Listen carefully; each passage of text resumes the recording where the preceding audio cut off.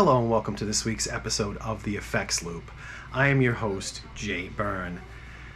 This week, I wasn't really sure if I wanted to make this video or not, because I just didn't want to be that guy that as soon as Ozzy died, everybody started making videos, and that's just not my style as a person.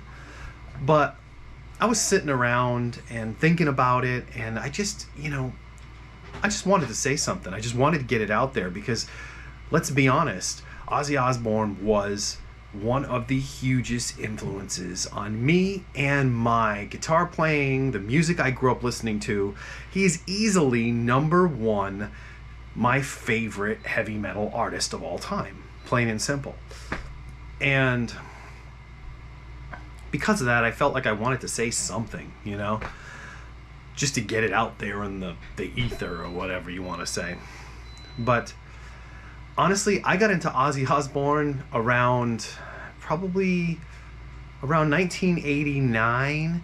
The No Rest for the Wicked album with Zakk Wylde, that was my introduction to Ozzy. Although I was listening to, at that time, the Randy Rhoads stuff, Blizzard of Oz, Diary of a Madman, and even the Jakey Lee stuff, Bark at the Moon, The Ultimate Sin. All this stuff was around, and I was listening to it because I was just learning how to play guitar, and I was becoming a guitarist. And let's face it, Randy Rhoads, Jakey Lee, Zakk Wylde, if you grew up in the 80s, there's no way, 90s for that matter as well, there's no way that these particular guitar players weren't some sort of an influence on you, especially if you were into heavy metal, hard rock music. So, Ozzy's choice of guitar players throughout the year, Randy Rhoads, we don't even have to talk about it. Randy Rhoads was amazing. Jakey Lee, looking at it now, in hindsight, Jakey Lee may be one of the greatest guitar players that ever lived, because what the man wrote and what he played on those albums is amazing. He played in alternate tunings. The stuff that he played is so complicated to replicate accurately that, yeah. Same thing with Zakk Wylde, for God's sakes.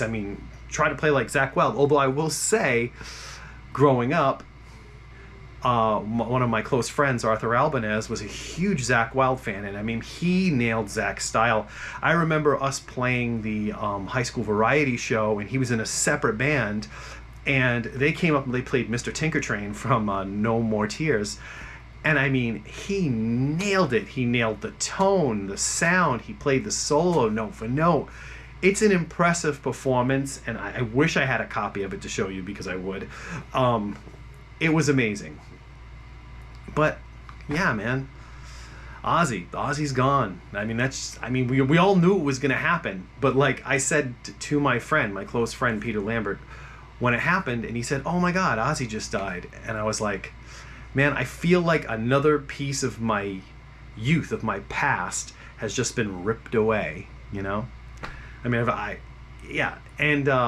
back at it, because my father passed away a couple years back now, actually just over about a year and a half ago, right? Yeah. So I don't know. Time just kind of blends together after a while. I remember a story, and I think this is kind of a cool story, so I'll tell this story, because he was always a fan of Ozzy himself as well, even though while I was growing up, I was listening to it, he liked that music. We went to the, I think it was 92, would have been around 92 or 93, I don't remember the exact year, but we went to go to I think it was 92, the No More Tours tour. Ozzy Osbourne. It was supposed to be his final tour. It was 1992, which it turns out wasn't his final tour, but it was supposed to be. That's how we were looking at it, right? Right to the point where at the end of the concert, when they played Crazy Train, he literally said to the audience, "This is the last time you're ever going to be able to go crazy for this song, so go freaking crazy," So I went to this concert, and I remember my parents had to drive us. And the story goes, they went out to get something to eat, and they were going to come back and pick us up a couple hours later. They were just going to stay in the area. And when they came back, they were earlier. The security guard told them that there was a street off to the side, this little dirt road. And if you drove up that dirt road and got to the top of the hill, you could actually see the venue, and you'd literally hear the concert going on, and you'd be able to see the big screens that everything was running on. So I remember my dad telling me this story like later on, that him and my mother basically drove up this dirt road, sat there, and they watched like the whole show, well, at least half of it from that point on, until the concert was done. And then they obviously came and picked us up. It was just one of those stories that I always remember. It's interesting because to me it ties my father and Ozzy together in a weird way. So I have this weird connection in my head. But I've always been a huge fan of Ozzy. Ozzy's like my favorite metal artist, and I don't usually find myself getting emotional over celebrities when celebrities die, because I don't know these people. But I will say that the day that I found this out about Ozzy, it put me in a funk for the majority of the day. So honestly, all I wanted to do with this video was say thank you, Ozzy. Thank you for years of amazing guitar players, amazing drummers, amazing music. You know, I wouldn't be doing things the way that I do it, and my youth wouldn't be what it was without Ozzy. I mean, because let's face it, if you grew up in the 80s and you were into spooky music, Ozzy was the man. I mean, we were afraid of Ozzy back then. You know, Blizzard of Oz, Diary of a Madman, those albums were actually creepy to us. Like, it's hard for people to get that into their heads now, but those albums were actually kind of creepy to us. You know, there was a vibe about them, and people thought there was something weird or wrong with them, but you know, it was the rebellious thing to listen to those albums. And I mean, if you were a guitar player, or if you were into that kind of stuff, that's why you listen to those albums.